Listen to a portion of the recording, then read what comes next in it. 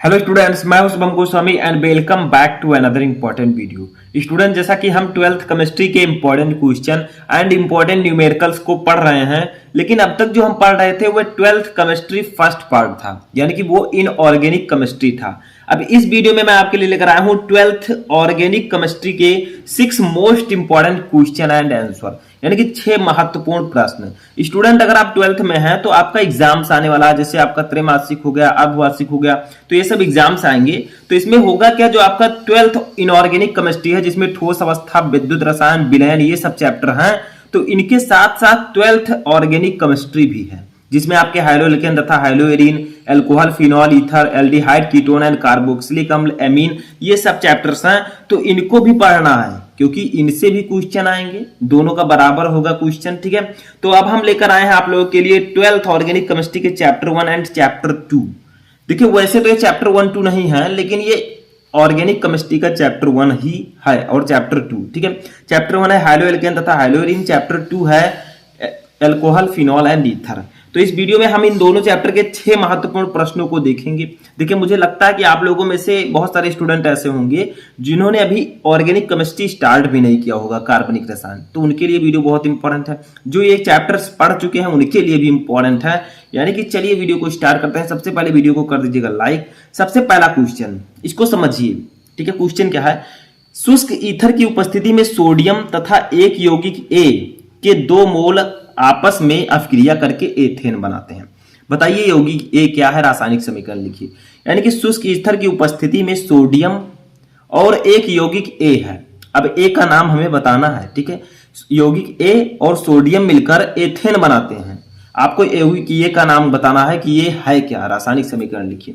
तो देखिए, ये है क्या, ये आपका वुड्स अभिक्रिया के हिसाब से होगा। वुड्स अभिक्रिया क्या होती है, 2RX plus 2Na date Gibbs out, ऊपर रहेगा आपका शुष्क ईथर।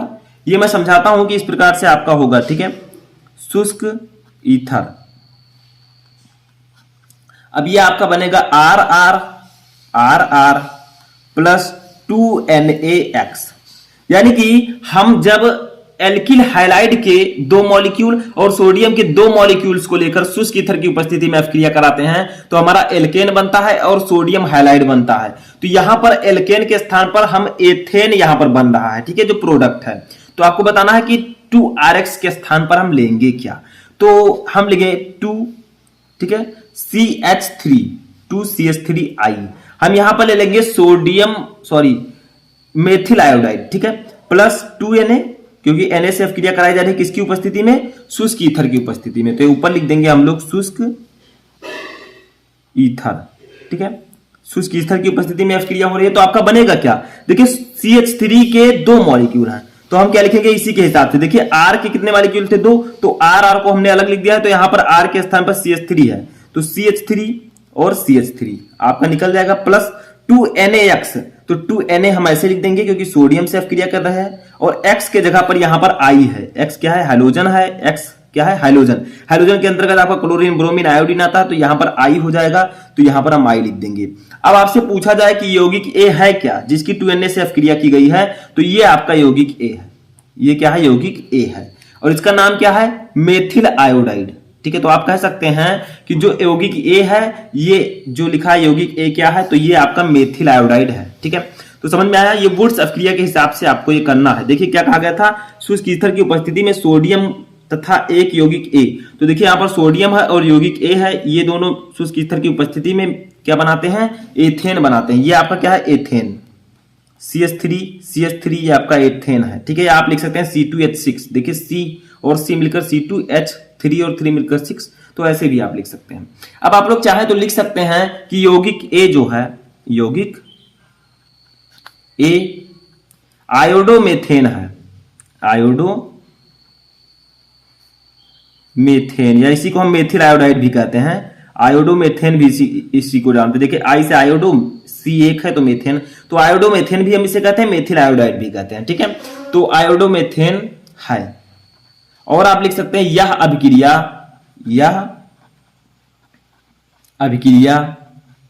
वुड्स अभिक्रिया कहलाती है। मुझे लगता है कि आप लोगों में ज्यादातर बच्चों को ये अभी समझ में नहीं आया होगा, ठीक है, लेकिन धीरे धीरे मैं समझा दूंगा आगे चलकर।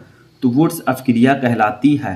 अब वुड्स अपक्रिया अगर आपको नहीं पता तो सर्च कीजिए, वीडियो पहले आपको मेरा मिल जाएगा, ठीक है। वुड्स अपक्रिया बोलिए, आपको वीडियो मिल जाएगा, वुड्स अपक्रिया वहां से आप पढ़ सकते हैं, ठीक है। तो ये जो यौगिक ये होगा, ये आपका आयोडोमेथेन होगा और ये अपक्रिया वुड्स अपक्रिया कहलाती है। यानी कि जब एल्किल हाइलाइड की अपक्रिया हम सोडियम से शुष्क ईथर की उपस्थिति में करते हैं तो एल्केन बनता है और सोडियम हाइलाइड बनता है, यही आपकी वुड्स अपक्रिया है। सेकंड क्वेश्चन देखिए, सेकंड क्वेश्चन है फ्रैंकलैंड अपक्रिया का रासायनिक समीकरण दीजिए। यानी कि जो आपका ऑर्गेनिक केमिस्ट्री में बहुत सारी अपक्रिया हैं, जैसे वुड्स अपक्रिया, फ्रैंकलैंड अपक्रिया, राइमर टीमन अपक्रिया, काइनीडारो अपक्रिया, ठीक है, बहुत सारी अपक्रियाएं हैं, तो आपको पढ़ना है, धीरे धीरे मैं बताऊंगा। तो फ्रैंकलैंड अपक्रिया होती क्या है, इसमें क्या होता है, इसमें हम लेते हैं एथिल आयोडाइड, उसमें मेथिल लिया था तो इसमें एथिल। देखिए अब जो वुड्स अपक्रिया होती है, यहां पर हम आई के स्थान पर Cl भी लिख सकते थे, Br भी लिख सकते थे, कुल मिलाकर हाइड्रोजन होना चाहिए, ठीक है। तो देखिए यहां पर हम लिखेंगे 2CH3 CH2I, ठीक है, ये आपका फ्रैंकलैंड अपक्रिया होगा। इसकी अपक्रिया हम जिंक से करा देंगे, ठीक है। तो आपका बनेगा यहां पर CH3 CH2 CH2 CH3 plus ZnI2, ठीक है। तो ये बनेगा, तो यही होगी आपकी फ्रैंकलैंड अपक्रिया। यानी कि जब हम एल्किल हाइलाइड की क्रिया जिंक से कराते हैं तो हमारा एल्केन बनता है और जिंक आयोडाइड बनता है, यही फ्रैंकलैंड अपक्रिया है। आगे मैं आपको बताऊंगा, ठीक है। तो ये क्या है, ये आपका एथिल आयोडाइड, देखिए 2 है कार्बन तो मेथ एथ, तो एथिल आयोडाइड या आयोडो एथेन भी आप इसे लिख सकते हैं, ठीक है। हम लिखते हैं एथिल आयोडाइड या आयोडो एथेन, ठीक है। तो एथिल आयोडाइड, ठीक है, इसकी अपक्रिया हमने आयोडाइड, ठीक है, आयोडाइड की अपक्रिया हमने जिंक से कराया। अब जिंक से कराया तो आपका ये क्या बना, मेथ एथ प्रोब्यूट, तो ये आपका बना ब्यूटेन, यानी कि ये भी एक एल्केन है, ठीक है। ये क्या है, ये भी एक एल्केन है, मेथेन एथेन प्रोपेन ब्यूटेन ये सब एल्केन है, और ये जिंक आयोडाइड है। तो यही होगी आपकी फ्रैंकलैंड अपक्रिया का रासायनिक समीकरण। समझ में आ रहा है। तीसरा क्वेश्चन देखते हैं। तो देखिए तीसरा क्वेश्चन हमारा है, क्लोरोफॉर्म को प्रकाश एवं वायु के प्रभाव से बचाने के लिए कौन सी सावधानियां बरती जाती हैं। यानी कि अगर आपको क्लोरोफॉर्म CH3Cl3, ठीक है, ट्राइक्लोरोमेथेन भी इसे हम कहते हैं, क्लोरोफॉर्म भी कहते हैं, ठीक है। तो क्लोरोफॉर्म को प्रकाश एवं वायु के प्रभाव से बचाने के लिए हम क्या करते हैं ताकि ये वायु और प्रकाश के संपर्क में ना आए। तो इसके लिए हम करते क्या हैं, देखिए लिखिए साथ में, क्लोरोफॉर्म। देखिए अभी आप लोग फर्स्ट बार अगर पढ़ रहे हैं तो थोड़ा सा अजीब लगेगा आपको ये क्वेश्चन, ठीक है, लेकिन आपको समझना तो है ही। को रंगीन, ठीक है, बोतलों में, अगर हम रंगीन बोतलों में क्लोरोफॉर्म को रख दें तो ये प्रकाश और वायु के संपर्क में नहीं आएगा, ठीक है। उसके बाद में काले कागज में लपेट कर रख दें, कई विधियां हैं, काले कागज में लपेट कर, ठीक है। उसके बाद में क्या है, अंधेरे में रख दें, अंधेरे में, ठीक है, तथा 1% एथिल अल्कोहल C2H5OH, ये एथिल अल्कोहल का फार्मूला है, ठीक है, कि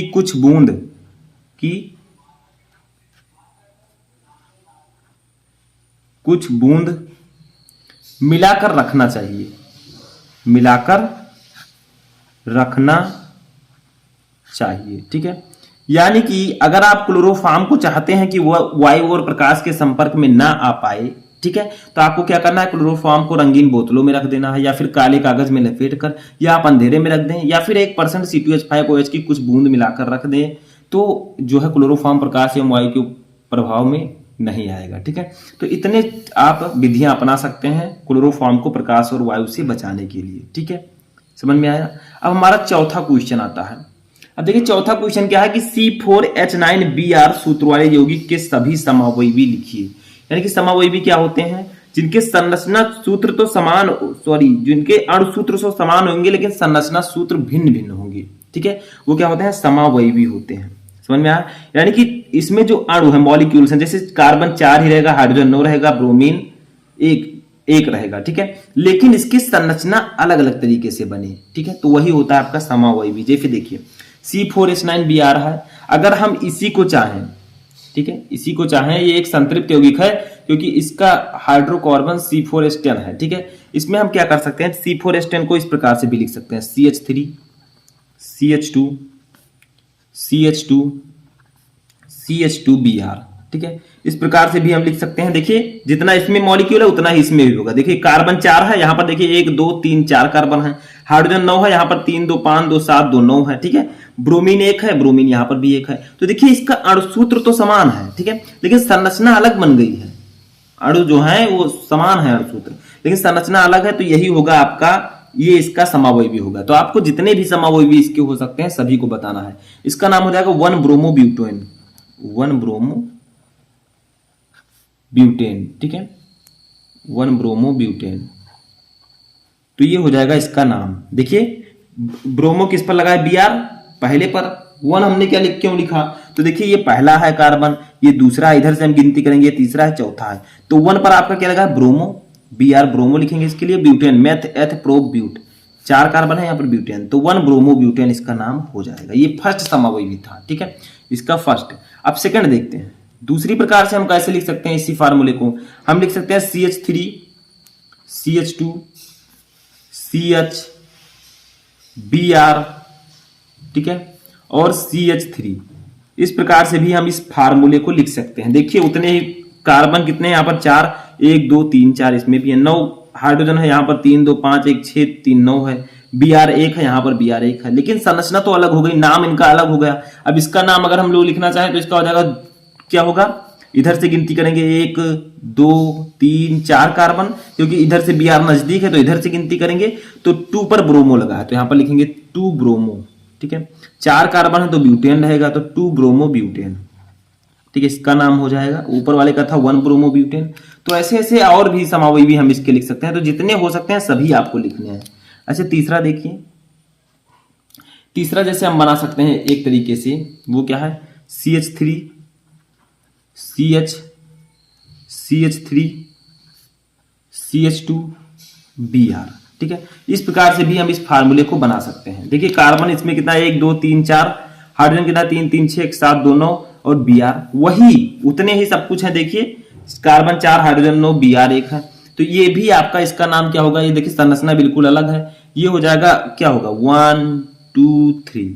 तो 1 पर क्या लगा है, ब्रोमो, तो लिखेंगे 1 ब्रोमो, ठीक है। अब यहां पर थोड़ा सा चेंज हो चुका है। वो क्या चेंज हुआ है, देखिए यहां पर 2 पर दूसरे कार्बन पर मेथिल लगा है। CH3 क्या है, ये एल्किल है यानी कि मेथिल, तो हम लिखेंगे 2 मेथिल, ठीक है। और कार्बन कितने हैं, क्योंकि हमने इस CH3 को किस में ले लिया, मेथिल में, तो कार्बन 1 2 3 है, तो क्या लिखेंगे, प्रोपेन, 3 से प्रोप होता है, ठीक है, तो प्रोपेन। तो 1 ब्रोमो 2 मेथिल, यहां पर 2 लिख दीजिएगा, ठीक है। 1 ब्रोमो, फिर से मैं लिख देता हूं इसके नाम को, देखिए इस प्रकार से नीचे मैं लिख देता हूं, ठीक है। इसका नाम हो जाएगा 1 ब्रोमो, क्योंकि 1 पर ब्रोमो है, तो 1 ब्रोमो 2 मेथिल 2 मेथिल प्रोपेन, ठीक है। 3 कार्बन है तो प्रोपेन होगा। तो ये भी इसी का समावयवी होगा। अभी और भी आप एक और लिख सकते हैं, उसको भी लिख देते हैं। तो ये आपका कैसे होगा, वही आपका अणुसूत्र रहेगा, लेकिन संरचना सूत्र भिन्न भिन्न। CH3 और Br, इस प्रकार से भी आप लिख सकते हैं। देखिए कार्बन इसमें भी 4 होंगे, हाइड्रोजन 9 होंगे, Br देखिए 1 2 3 4 कार्बन, 3 3 6 3 9 हाइड्रोजन और Br। अब इसका नाम अलग हो जाएगा। देखिए यहां पर क्या है, यहां पर हम लोग गिनती करेंगे इस प्रकार से। देखिए 1 2 3, ठीक है। अब देखिए यहां पर क्या है, दूसरे पर Br भी लगा है, मेथिल भी लगा है, तो यहां पर लिखेंगे 2 ब्रोमो, और यहीं पर क्या लगा है, दूसरे कार्बन पर ही मेथिल लगा, तो 2 ब्रोमो मेथिल 2 मेथिल, ठीक है, 2 मेथिल 2 ब्रोमो 2 मेथिल, और कितने कार्बन है, 1 2 3, तो ये प्रोपेन, ठीक है, प्रोपेन। तो इसका नाम हो जाएगा 2 ब्रोमो 2 मेथिल प्रोपेन, ठीक है। तो इस प्रकार से आप लोग यहां पर नाम इसका लिख सकते हैं, ठीक है। तो मैं थोड़ा अच्छे से मैं लिख देता हूं नीचे, इस प्रकार से लिखिएगा, ठीक है। 2 ब्रोमो 2 मेथिल प्रोपेन, ठीक है, 2 मेथिल प्रोपेन। यहां 2 के पहले भी ये लगा दीजिएगा चिन्ह, ठीक है। तो ये आपका हो जाएगा नाम। ठीक है, तो ये जो C4H9Br हैं इसके 4 समावयवी मैंने आपको बताया, यानी कि संरचना सूत्र अलग अलग होंगे और अणुसूत्र समान है। ठीक है, कार्बन सभी में 4 है, हाइड्रोजन सभी में 9 है, ब्रोमीन सभी में 1 है। अब नेक्स्ट क्वेश्चन देखते हैं। अब देखिए नेक्स्ट क्वेश्चन हमारा है सेकंड चैप्टर, जो आपका ऑर्गेनिक केमिस्ट्री का सेकंड चैप्टर है, अल्कोहल, फिनॉल एंड ईथर से। ये क्वेश्चन क्या है कि क्या होता है जब मेथिल अल्कोहल एसिटिल क्लोराइड के साथ अपक्रिया करता है। तो देखिए यहां पर होगा क्या, तो आप लोग लिखिए मेथिल अल्कोहल, मेथिल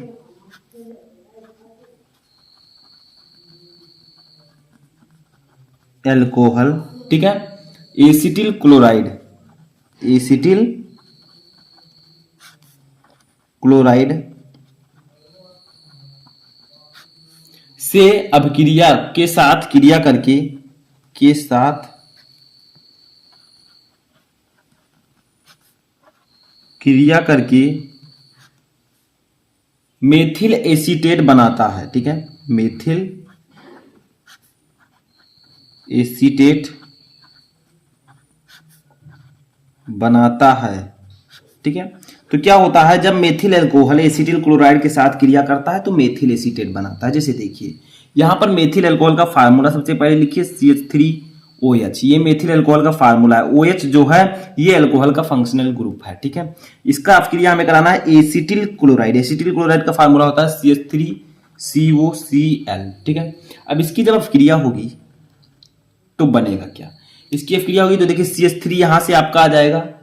ठीक है, C और एक वो ये, तो ये आपका हो जाएगा COO, फिर एक CH3 इसको ले लीजिए CH3। तो देखिए हमने क्या किया, इस CH3 को ले लिया, इस CO के ले लिया और A को यहां से ले लिया, इस CH3 को ले लिया, तो बचा क्या आपका H बचा और Cl बचा, तो प्लस HCl। ठीक है, तो ये आपका बन चुका है, समझ में आया। तो जब मेथिल अल्कोहल एसिटिल क्लोराइड से क्रिया करता है तो मेथिल एसीटेट बनाता है। ये आपका है मेथिल एसीटेट, मेथिल एसीटेट। ठीक है, और हाइड्रोक्लोरिक अम्ल बनता है। ये आपका मेथिल अल्कोहल है, ये एसिटिल क्लोराइड है, लिख लीजिएगा। ठीक है, तो ये आपका क्वेश्चन था। नेक्स्ट क्वेश्चन और लास्ट क्वेश्चन देखते हैं, जो कि सेकंड चैप्टर से ही, अल्कोहल, फिनॉल एंड ईथर से। क्वेश्चन क्या है कि विलियमसन की संश्लेषण विधि द्वारा डाई एथिल ईथर बनाने की विधि एवं रासायनिक समीकरण लिखिए। तो विलियमसन संश्लेषण विधि द्वारा हम ईथर कैसे बनाते हैं, देखिए थोड़ा सा समझिए। सोडियम एथॉक्साइड, एथॉक्साइड, ठीक है, अभी मैं फार्मूला भी बताऊंगा। तो सोडियम एथॉक्साइड को एथिल आयोडाइड, को एथिल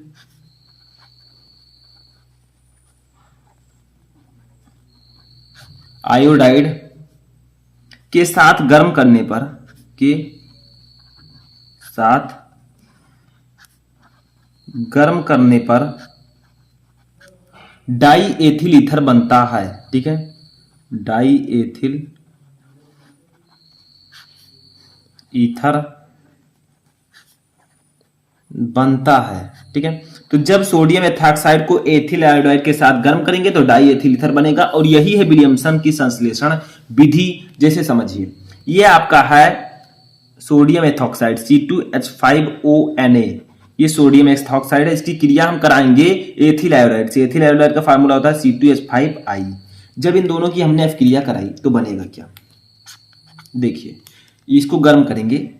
ठीक है, तो बनेगा आपका die ethyl ether C2H5O, C2H5। तो देखिए ये एथिल है, डाई एथिल, दो एथिल है तो डाई एथिल लिखेंगे, और O लगा है ईथर प्लस NaI।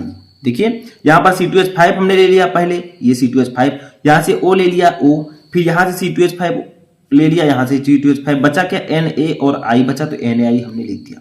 तो आप कह सकते हैं कि जब सोडियम एथॉक्साइड को एथिल आयोडाइड के साथ गर्म करते हैं तो डाई एथिल ईथर बनता है, और इसी को हम विलियमसन की संश्लेषण विधि कहते हैं। ये आपका है सोडियम एथॉक्साइड, सोडियम एथॉक्साइड। ठीक है, ये आपका एथिल आयोडाइड, ये आपका है die ethyl ether, die ethyl ether. ठीक है, और ये आपका है सोडियम आयोडाइड। तो आप लोग समझ गए होंगे कि विलियमसन संश्लेषण विधि क्या है। जब सोडियम एथॉक्साइड को एथिल आयोडाइड के साथ गर्म करेंगे तो डाई एथिल ईथर बनेगा और इसी को हम विलियमसन संश्लेषण विधि कहते हैं।